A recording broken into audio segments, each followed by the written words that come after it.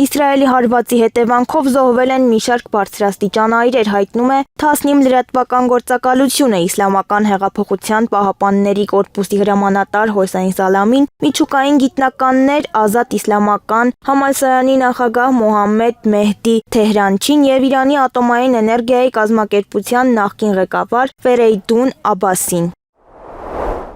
Ամերիկայի Միացյալ Նահանգների նախագահ Դոնալդ Թրամփը բարձրաստիճան պաշտոնյաների խորհրդակցություն է հրավիրել Իրանի վրա Իսրայելի հարձակման պատճառով, որը կոչվում է կանխարգելիչ հարվածներ, այս մասին հայտնում է CNN-ը։ Սպասվում է, որ հանդիպումը կկենտրոնանա Իրանում իրադարձությունների զարգացման վերաբերյալ Ամերիկայի Միացյալ Նահանգների արձագանքի վրա, հայտնել են երկու աղբյուրները։ Ամերիկայի Միացյալ Նահանգների նախագահի բարձր մակարդակով հանդիպում հրավիրելու որոշումը կայացվել է հարվածներից առաջ, քանի որ ամերիկացի պաշտոնյաներն ավելի ու ավելի են մտահոգված այդ սպառնալիքով, հավելել են աղբյուրները։ Ավելի վաղ պատասխանելով հնարավոր հարվածի մասին հարցին, Թրամփն ասել է, որ դա կարող է տեղի ունենալ և նախազգուշացրել տարածաշրջանում զանգվածային հակամարտության հնարավորությունը կարող է տեղի ունենալ շուտով։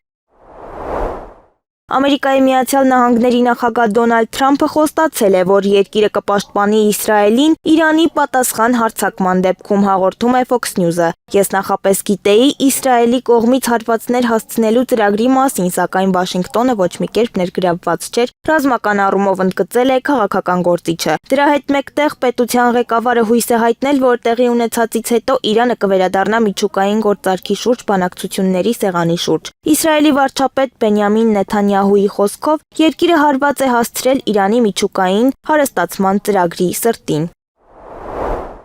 Իսրայելը հունիսի 13-ի գիշերը հարվածներ է հասցրել Իրանին։ Իսրայելի վարչապետ Բենյամին Նեթանյահուն ընդգծել է, որ հարվածները հասցվել են միջուկային թիրախներին, այս մասին հայտնում է The Times of Israel-ը։ Ըստ հաղորդագրության, իսրայելական օդուժը տասնյակ թիրախների է հարվածել ամբողջ Իրանում, որոնք կապված են միջուկային ծրագրի և այլ ռազմական օբյեկտների հետ։ Հարվածների տակ են հայտնվել Նաթանգի և Ֆորդոյի ուրանի հարստացման ձեռնարկությունները, Քերմանշահի և Խորեմբարդի հրթիռային բազաները, ինչպես նաև Թեհրանը, Սպահանը, Թավրիզը և իրանական այլ խոշոր քաղաքներ։ Օպերացիան ստացել է առյուծների ուժանվանումը։ Նեթանյահուի խոսքով, գործողության նպատակն է հարված հասցնել Իրանի միջուկային ենթակառուցվածքին, բալիստիկ հրթիռների արտադրության գործարաններին և Իրանի ռազմական ներուժին։ Գործողությունը կշարունակվի դեռ շատ երկար, հավելել է նա։